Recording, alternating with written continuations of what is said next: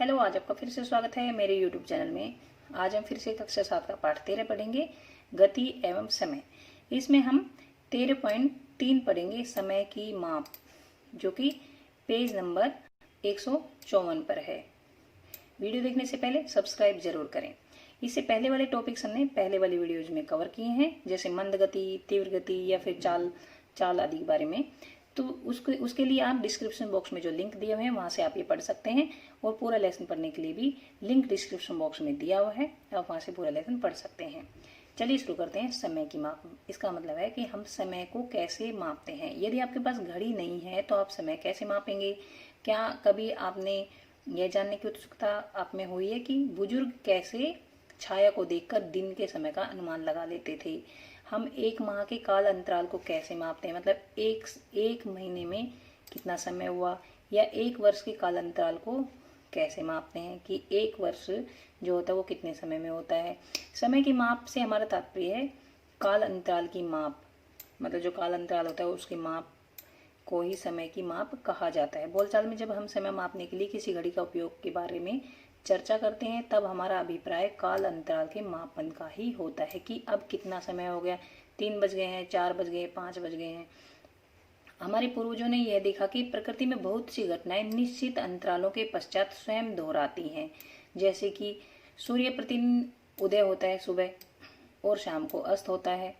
तो एक सूर्य उदय से अगले सूर्योदय के बीच का जो समय है उसको एक दिन कहा गया। एक दिन किसे कहते हैं? सूर्योदय। एक सूर्योदय से अगले सूर्योदय के जो बीच का अंतराल है, काल अंतराल है, उसको एक दिन कहा गया। इसी प्रकार एक अमावस्या से अगली अमावस्या के बीच के समय को क्या कहा गया? माह, मतलब महीना, मास, कि एक महीना हो गया है। एक अमावस्या से दूसरी अमावस्या जब आती है तो एक महीने के बाद आती है। एक वर्ष उस समय के लिए नियत किया गया जितने समय में पृथ्वी सूर्य की एक परिक्रमा पूरी करती है।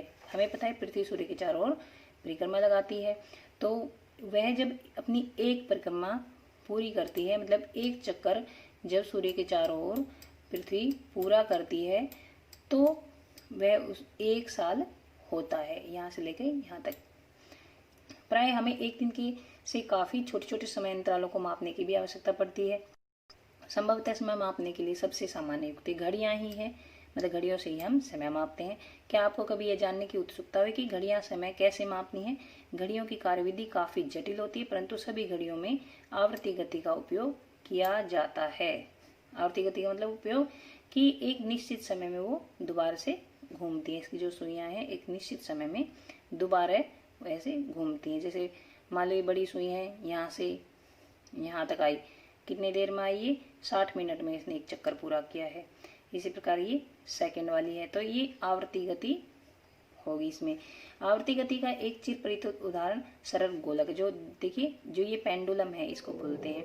तो ये एक निश्चित समय में जैसे यहाँ से यहाँ जाएगा और फिर वापिस यहाँ आएगा, फिर यहाँ जाएगा, फिर यहाँ वापिस आएगा, तो ये भी आवर्ती गति का उदाहरण है। सरल गोलक धातु के छोटे गोले अथवा पत्थर के टुकड़े को किसी दृढ़ स्टैंड से धागे द्वारा निलंबित करके बनाया जा सकता है। मान लो एक धागा है, इसके नीचे एक कोई भी पत्थर बांध दिया गया है और इसको लटका दिया गया है, तो इस पत्थर को एक, जैसे मान लो ऐसे छोड़ देंगे तो ये ऐसे ही गति करेगा जैसे कि सरल गोलक करता है। तो इस प्रकार से हम सरल गोलक बना सकते हैं। धातु के गोले को ये गोलक कहा जाता है। चित्र 13.4 में गोलक को अपनी माध्य स्थिति से विराम अवस्था में दर्शाया गया है।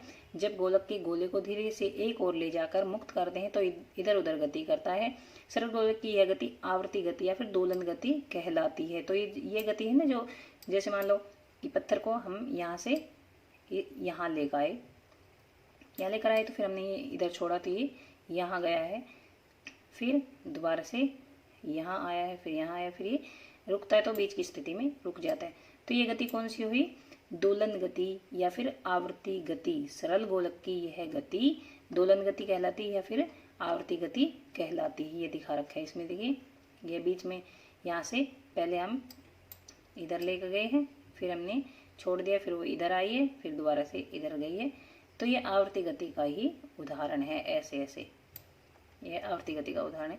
जब गोलक को अपनी मध्य स्थिति ओ से आरंभ करके ये यही बता रखा है जो मैंने अभी बताया है इसमें। अब ये वापस ए पर आ जाता है। सरल गोलक एक दोलन पूरा करने में जितना समय लगाता है उसे आवर्तकाल कहा जाता है। मतलब एक दोलन पूरा करने में जितना समय लगाता है। जैसे मान लो हमने यहाँ से शुरू किया, यहाँ से हम ए पर गए, शुरू हमने बीच से किया ओ से, यहाँ पर गए, फिर यहाँ से वापस यहाँ आए, यहाँ गए, फिर यहाँ पर आए। तो ये एक चक्कर पूरा हुआ है। पहले ओ से ए तक, फिर ए से ये ओ को क्रॉस करता हुआ बी तक, फिर दोबारा से ओ तक आए। तो एक चक्कर इसका पूरा हुआ। जैसे मान लो हम कोई शुरुआत करते हैं कहीं से, तो यहाँ से एक चक्कर काट के वापस आ जाते हैं, तो एक चक्कर मान लिया जाता है। तो ऐसे ही इसका जो गोलक है या पेंडुलम है, इसका एक चक्कर का पूरा होगा।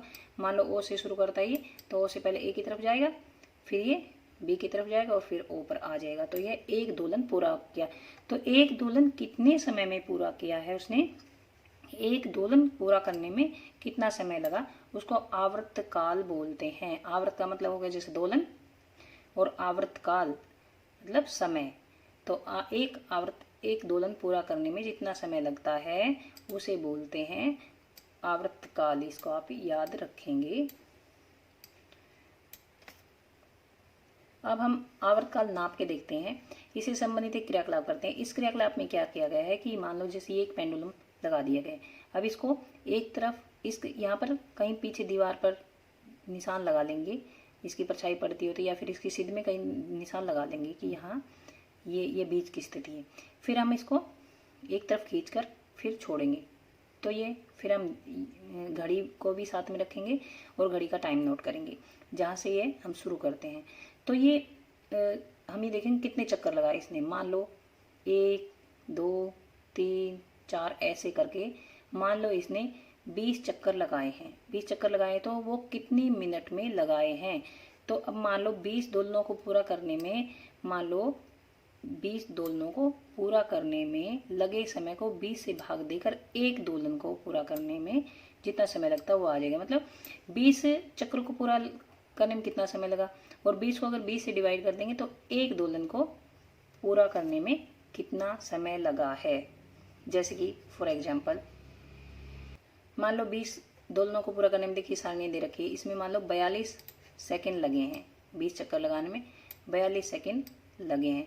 तो एक चक्कर पूरा करने में, मतलब एक दोलन पूरा करने में कितना समय लगा, इसको 20 से डिवाइड कर देंगे तो यह समय आ गया है 2.1 सेकंड। मतलब एक चक्कर पूरा करने में 2.1 सेकंड आया है, यह समय आ गया है। 20 दोलन पूरा करने में कितना समय लगा, 42 सेकंड। एक दोलन पूरा करने में 42 को 20 से डिवाइड कर दिया, तो यह आवर्तकाल आ गया है।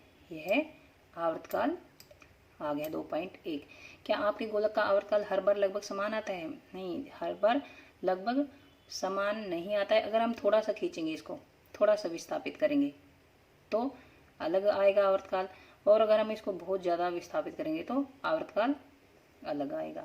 क्योंकि अगर हम इसको थोड़ा सा विस्थापित करेंगे तो ये दोलन जल्दी पूरा कर लेगा ऐसे, और अगर हम इसको ज़्यादा यहाँ तक खींचेंगे, यहाँ तक मान लो हम ज़्यादा इसको डोरी तक यहाँ तक खींचेंगे तो ये एक दोलन पूरा करने में, क्योंकि ये दोलन ये देखिए चक्कर बड़ा हो जाएगा, तो इसका पूरा करने में ज़्यादा समय लगेगा, और छोटा अगर चक्कर होगा तो जल्दी से पूरा कर लेगा। ध्यान रखिए, आरंभिक विस्थापन थोड़ा परिवर्तन आपके गोलक के आवर्तकाल को प्रभावित नहीं करता। आजकल अधिकांश घड़ियों में 1 या 2 सेलों वाले विद्युत परिपथ होते हैं। इन घड़ियों को क्वार्ट्स घड़ी कहा जाता है। क्वार्ट्स घड़ी कौन सी होगी है? देखिए ये घड़ियां दिखा रखी हैं, ये है क्वार्ट्स घड़ी, ये अंक घड़ी है, ये मेज घड़ी, दीवार घड़ी। तो ये क्वार्ट्स घड़ी होती है जो सेल वाली घड़ी होगी, वो वाली है जो पहनते भी हैं हाथों पर, और ऐसी भी होती हैं जैसे दिखाया गया है। इसके द्वारा जो मापा गया समय वो अधिक यथार्थ होता है, मतलब अधिक सही होता है। अब यहाँ तक वीडियो खत्म करते हैं। नेक्स्ट वीडियो हम समय एवं चाल के मात्रक पढ़ेंगे। समय और चाल को किस मात्रक से नापा जाता है। वीडियो देखने के लिए धन्यवाद।